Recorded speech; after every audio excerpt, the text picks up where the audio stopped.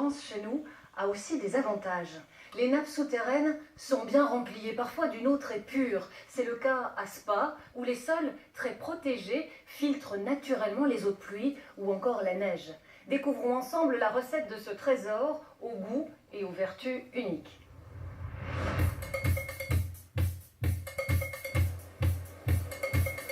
Des bouteilles par milliers qui se remplissent chaque jour d'une eau de source qui n'a subi aucun traitement. Ce cas de figure presque incroyable aujourd'hui est le fruit d'une vigilance de tous les instants, de mesures de protection exceptionnelles qui ont su préserver intact un gigantesque domaine naturel dont on peut admirer une partie depuis la tour Jean Vallière sur les hauteurs de Spa. Bonjour Jean-Benoît. Bonjour Julie. C'est donc ici que ça commence. Le cheminement de l'eau démarre sur cette plaie. Voilà, on est devant le début de la zone de protection des eaux de Spa, qui s'étend sur 13 000 hectares. Quand on parle de protection, qu'est-ce qu'on ne fait pas ici? Alors il y a plusieurs mesures.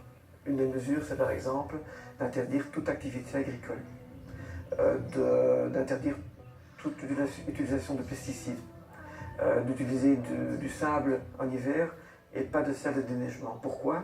Parce qu'on veut éviter tout risque de pollution de l'eau. Cette eau, elle va traverser plusieurs couches naturelles qui sont des filtres naturels. Ça veut dire que cette eau, elle va donc être naturellement purifiée donc, par la nature. Ça peut varier de 2 à 3 ans pour Spa Reine et de 50 ans pour Spa Finesse, qui est donc de l'eau de la pluie ou de la neige de 1966. Quand on boit un verre de Spa Finesse, on boit de la neige de 66. 66. Allons voir de plus près le tout premier chapitre de cette longue histoire. L'intérêt de cette zone, Jean-Benoît, c'est aussi qu'elle est protégée depuis très longtemps. Depuis combien de temps exactement? Alors les premières mesures de protection datent de 1772, mais la première zone de protection officielle en Europe pour les eaux minérales naturelles a été créée à Spa en 1889.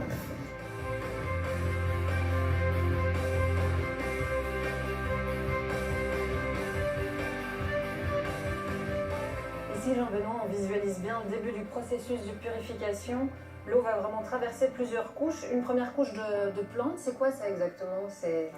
Alors ça c'est la sphalie, qui est une plante gorgée d'eau, jusqu'à 25 fois son poids, et qui est la première étape de la purification naturelle de l'eau. Premier filtre. Oui, qui va débarrasser l'eau de ses impuretés, et ensuite cette eau elle va continuer son chemin souterrain à travers une grande couche de tourbe, qui est spécifique pour la région ici, ensuite à travers le sable et l'argile, pour terminer dans des fissures et arriver au point de captage.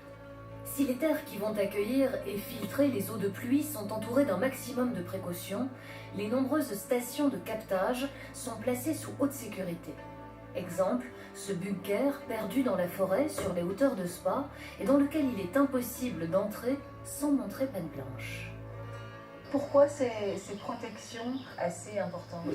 Si la nature a mis entre plusieurs années jusqu'à 50 ans pour faire cette eau pure et naturelle, il ne faut pas que l'humain vienne l'impacter. Donc on a d'abord un bâtiment qui est bien sûr un bâtiment technique, mais qui est aussi un bâtiment pour protéger cette ressource. Vous le verrez en entrant, il n'y a pas de point de contact avec l'eau, et le bâtiment ici à l'extérieur est également protégé avec une surveillance passive et une surveillance active, on ne dirait pas plus pour toutes les raisons que vous imaginez.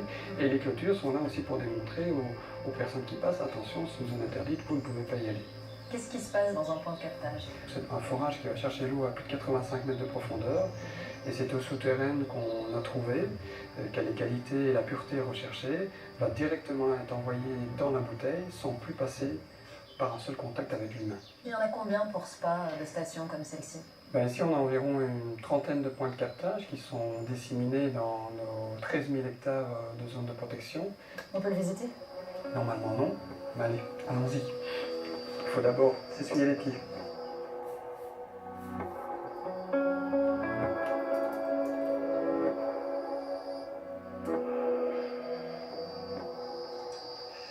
Donc Julie, ici on est vraiment au-dessus du forage, ce forage qui fait 85 mètres, et donc l'eau est pompée ici à 85 mètres et part directement dans la conduite jusqu'à la bouteille. Vers l'usine. Vers l'usine, exactement.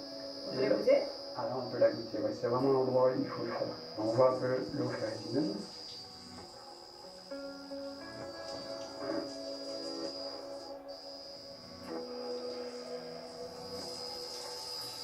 Elle est bonne. Elle est bonne. Toutes les précautions prises pour préserver la reine des eaux sont donc payantes. L'eau de spa, on la boit, mais on peut aussi s'y baigner. Elle est depuis très longtemps réputée pour ses vertus curatives. Allons tout de suite voir pourquoi.